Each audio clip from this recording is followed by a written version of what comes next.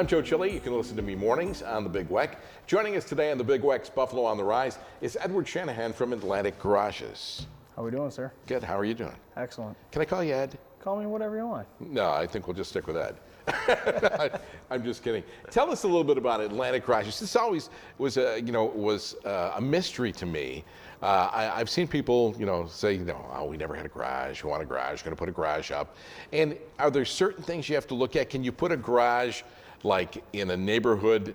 I want a 3-story garage. Well, you can't have a 3-story garage. Does it have to kind of reflect the neighborhood too? Yeah. So there's a lot of things with garages, and they're pretty simple for us because that's our profession.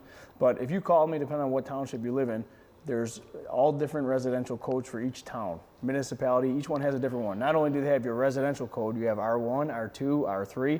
So it gets pretty complicated for the average homeowner if they want to attempt it themselves. You may think you could do a 20 by 20, and realistically you can only do an 18 by 20 at a certain height or things like that. You notice I didn't hear him mention R2D2 garages, just the R1, R2, R3. What about somebody, do you ever, I'm sure you do, but I've always been intrigued by like a garage where they have the garage on the bottom and upstairs, maybe it can be a studio, it can be an apartment, place to put the kids, place to put the husband when he's in the doghouse, whatever it might be. Do people ask for things like that, or is it generally just for storage and cars and whatever? Yeah, so we're 100% custom build. I come to your home or anybody else's home that calls us, or even their place of business. We do commercial work as well. But you tell us what you're looking for, and we build it within the confines of what the town or municipality lets us. And sometimes, that's not conducive for what you want. So we go for a variance with that particular town or municipality. And we can do storage lofts. We do, if you want to do that apartment type thing, it gets a little complicated. As soon as we do a second story that's accessible for you to walk on, it changes the building codes dramatically. So we try to give you the most economical storage solution, and that's part of my job when you hire me, to figure that out for you and get that out for you at a reasonable price.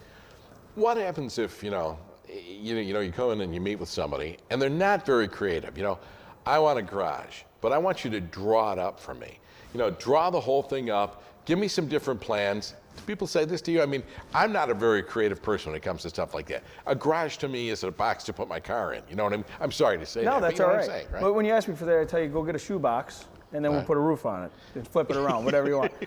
No, it's tough because in our business, there's a lot of different design things you can go out and purchase.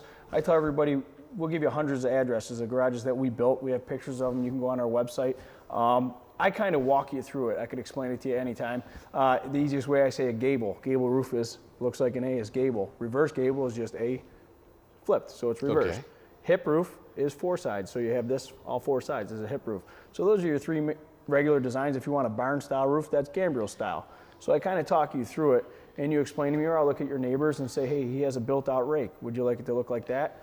Now, a lot of these other builders that build homes or sheds or maybe garages, they're just general contractor, they'll build you a shoebox. Got it? They'll build you what they want to build because it's easy for them. I'll build you whatever you want, and I kind of walk you through that. And generally, is it something that kind of mirrors your home? We can match it 100% if that's what you're looking to do.